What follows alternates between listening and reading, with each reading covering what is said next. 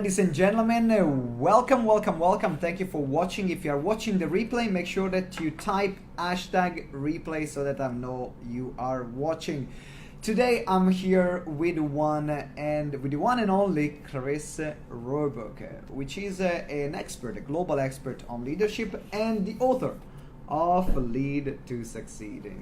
Incredible book. You're going to be talking about that soon. So Chris, a quick question about leadership. You've been, for how long have you been teaching leadership right now?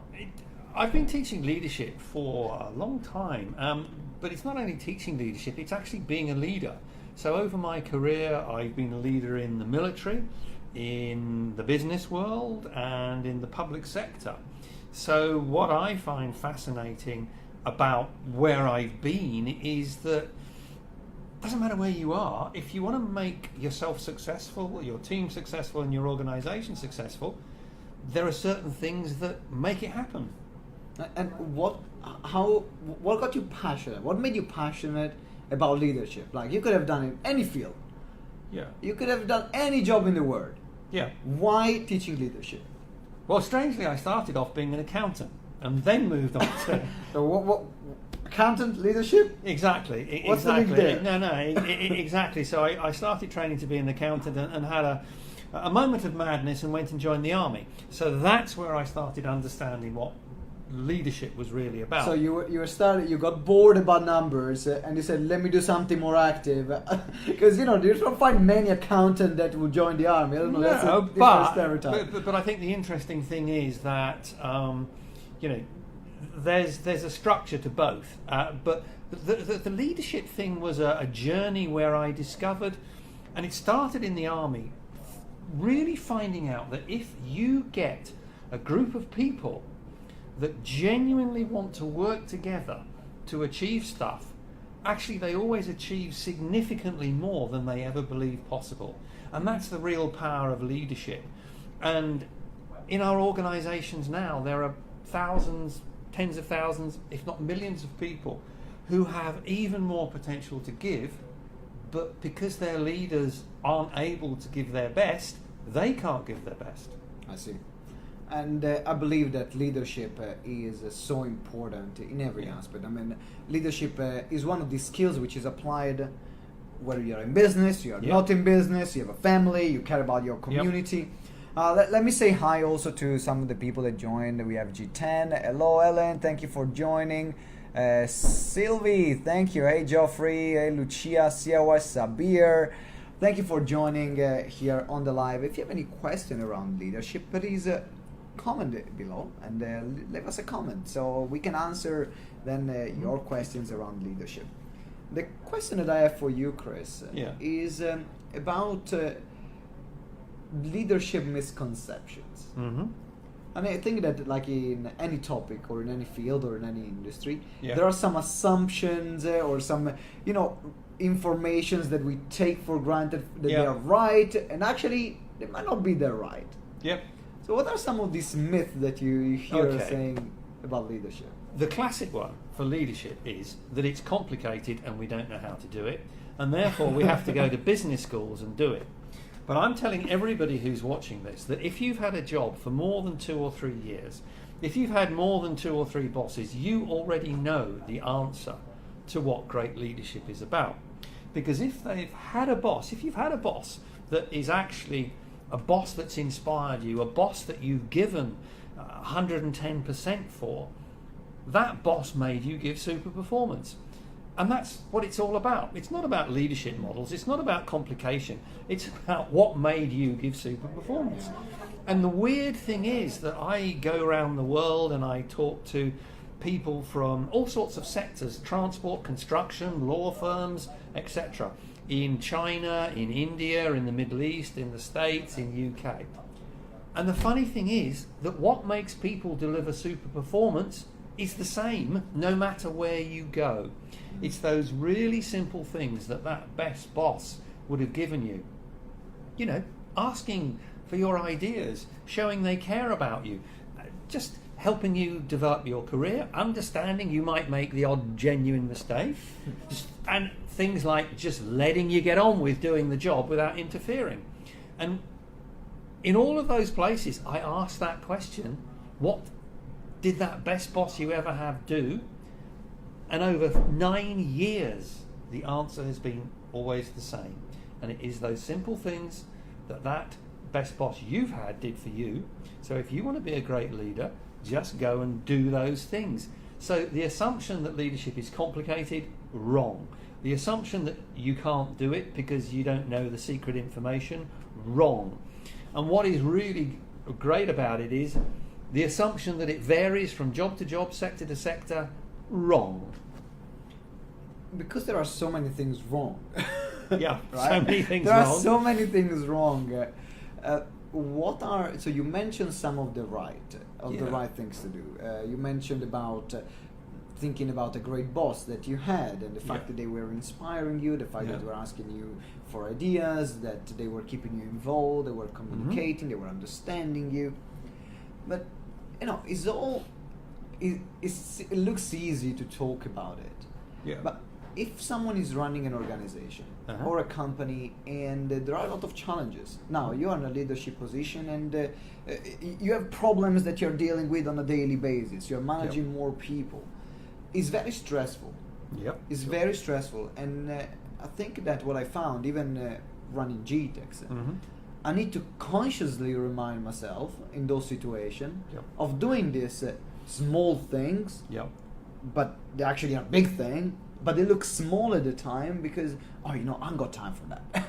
I got this crisis I need to solve. So what advice would you give to these kind of leaders where, they're dealing with problems all the time, consistently, and for them it's easy to forget to do these small things?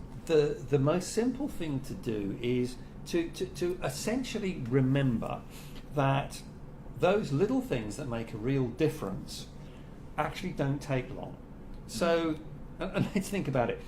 If you're a boss, right? What annoys most people, and probably annoys you who are watching this, is bosses who interfere and don't let you get on with it, right? So if you're a boss, don't interfere, because what that means is you're not going to have to take up your time interfering and annoying the other person. So you have more time. So you have more time. See, this is why it's so simple. The other example, asking people for ideas. Let's be fair. Do you have any ideas? Now, that didn't take long, did it? So all of this stuff about this is really complicated, this really takes time. It's not. It's common sense, and it resonates with all of us. I think to sort of encapsulate it, for anybody watching this to be a good leader, you need to think about 3 key things. First of all, what I call firm foundation. And what that means is, has your organisation given you the basic skills around things like time management, prioritisation, delegation, and giving feedback? Now, everybody says, why is that important? That's important, very, very simply, because if you've been given a task by your boss, to manage that task right and keep it under control, you need those skills. If you don't have those skills, you're not going to be in control of the task. And every time something goes slightly wrong, you're going to go back, task, focus on the task, focus on the task. And everyone thinks, oh, that's important, I should focus on the task. But if you focus on the task alone and forget the people, what do the people think? How many times have you said to your boss, I've got something important I'd like to talk to you about, can we have a chat? And the boss has said, no, I'm sorry, I'm too busy, can we do it tomorrow? And you go, okay, we'll do it tomorrow. Then tomorrow, you go up to the boss and you say, that thing I wanted to talk to you about, can we do that now? No, sorry, too busy. Do you ask a third time? No, you don't. What is your opinion of your boss? Not good. So, taking it in that sense, it's that firm foundation gives you the time to focus on people as well as the task, because the task is under control. Then, when you focus on the people, that gives you ability to get the best from them by doing those simple things, letting them get on with it, developing their career, asking for ideas, understanding they make mistakes, and all of those really powerful things that do make a difference. Example, showing you care. Example, saying, how does what you do fit into the big picture? Yeah. And people say, does it matter? Yes, it does matter, because the research shows that if you as a boss explain to your people how what they do fits into the big picture versus a boss who can't be bothered, that can get you 30% extra effort from your people. Then, when you're getting the best from your people, then the question is, section 3, focus that onto what delivers success. Because we can all be working enthusiastically, not doing the right stuff, as we know. So therefore, you need to focus that onto what delivers success. So if you're further down the organisation, you have to say, does what I do align to the strategic objectives of the organisation? And that will be somewhere in your organisation strategy or plan. Is that important? I mean, the research would suggest that up to 25% of what's happening in lower levels of organisations doesn't actually contribute to what the organisation should be doing. It's stuff. So it's why stuff we don't need to do. Why do we do it then? We do it because we've always done it and nobody tells us to stop doing it, so we just keep doing it.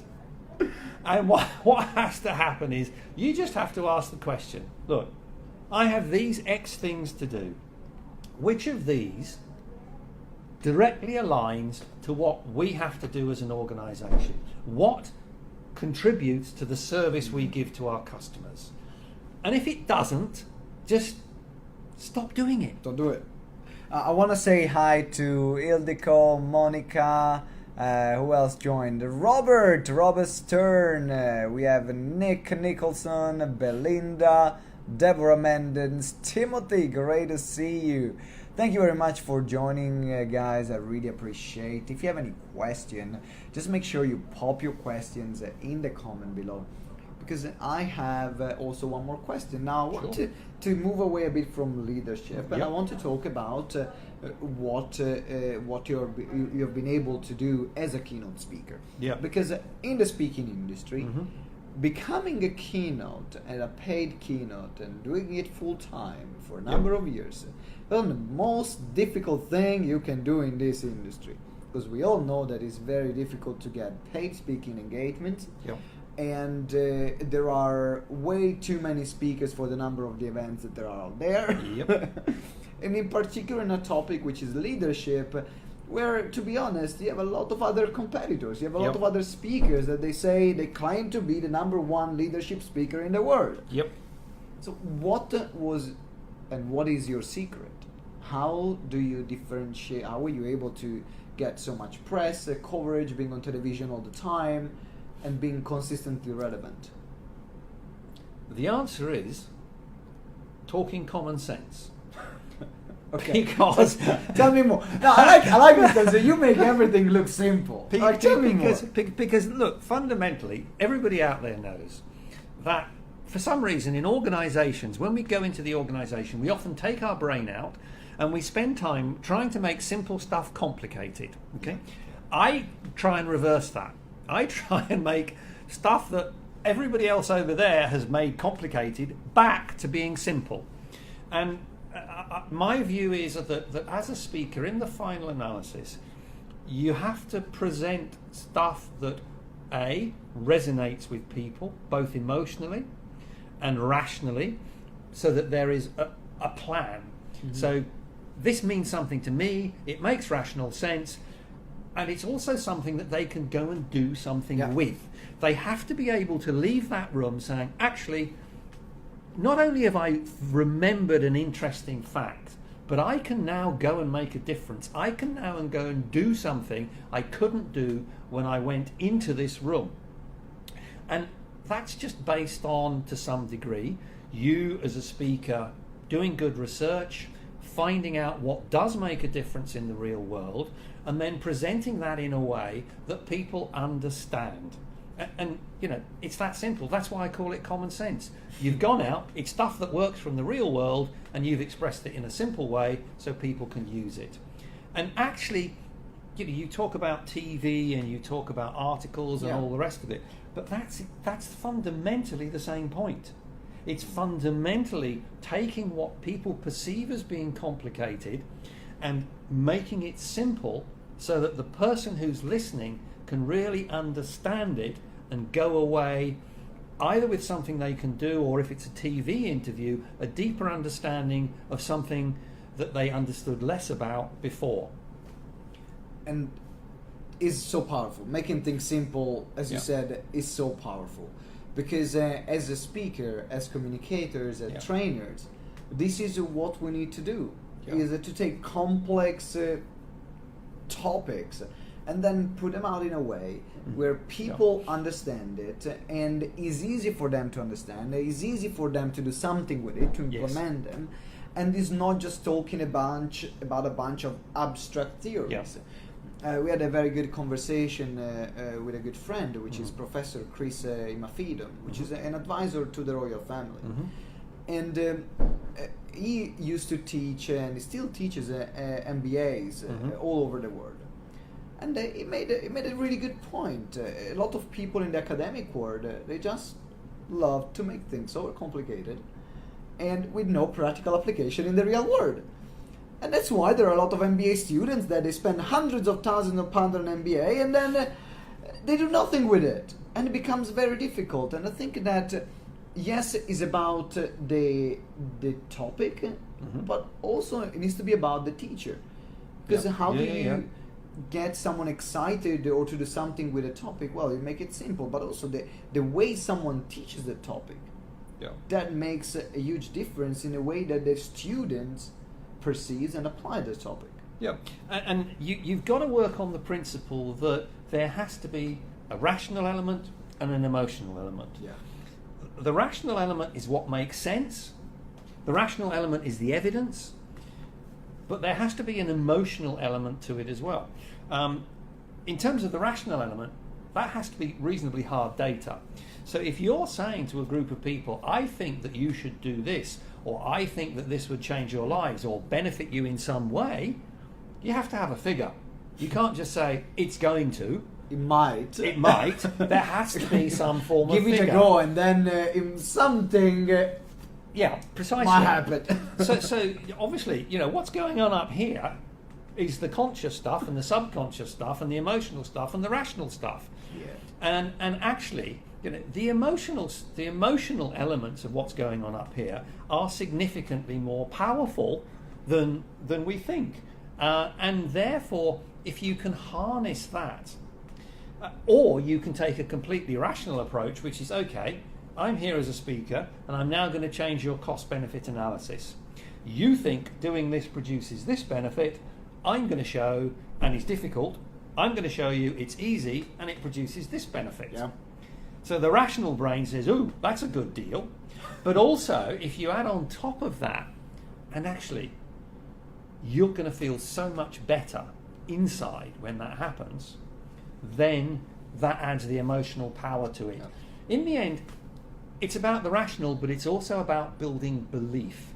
Building belief in your audience that they can go and be better than they were when they arrived in that room. Yes, and therefore then they will take action, and they will also apply what they've done, or they will buy your product or your service. There are so many benefits from it. Absolutely. I wanted to say hi to Florin, Vincenzo. Oh, Vincenzo was watching from Italy. Vincenzo actually one of my really good friends from Italy. We grew up together. Wow. And he set up to be an entrepreneur himself, and is building houses. From what I remember, is building houses with using recyclable material. That's cool. So it's all about creating new buildings without any waste of is a waste of resources. That's what Vincenzo does. Aslam, thank you very much for joining. Aslam, Rebecca as well. Hi, thank you for joining. I have one last question for you before we wrap up. You wrote this great book, which is called Lead to Succeed, which is a book that I highly recommend. Guys, if you want a copy, make sure that you contact Chris directly. and then he will send you a copy. If you are lucky, you might also even get an autograph like I had, but you need to be really lucky for that to happen. What is the thing that you are the most proud of that you have written in this book? I think it's that list. That after 9 years of going around the world asking leaders what their best boss in their career did, and discovering a list of 12, 13 different things, and that list of those simple day-to-day actions, some of which I've set out already, is the key to success as a leader in any job, in any culture, in any sector, in any place in the world. That is what I think is amazing, because if anybody does those things, they will get the best from their people, and that will make them successful, the people successful, and the organization successful. And out of the entire book, that list of what every single person in the world says their best boss did, and you as individuals will have experienced from your best boss, that is the most powerful secret that I speak about, and that is in the book. And it's proven to deliver success. And for those of you that are financially based people, think about this. Not only does it produce individual success, but if applied in an organization, it will deliver 30% effort from about 60% of people, which can put 10% on bottom line at no cost. There you go. Sign me up. Sign me up. There you go. So you need to get a copy, guys. I highly recommend Lead to Succeed, Chris Roebuck. You can see that there is his name, Chris's name, tagged at the top of the description of this Facebook Live, or wherever you are watching this broadcast, and connect him with him directly and request a copy of the book, so then he can then personally as well, if you're lucky, he might personally sign it. Chris, thank you very much. My pleasure. How can people get in touch with you if someone wants to reach out to you personally? What's the best way? Easiest thing is Google me, website www.chrisroebuck.co, email me chris@chrisroebuck.net. No problem. You can go onto the website and there's a button to press to get the book, and I will make sure one is sent to you directly. Fantastic. Chris, thank you very much. My pleasure. Guys, thank you Bye. very much for watching, and I wish you a fantastic rest of the week, and I'll catch you for the next episode. Ciao.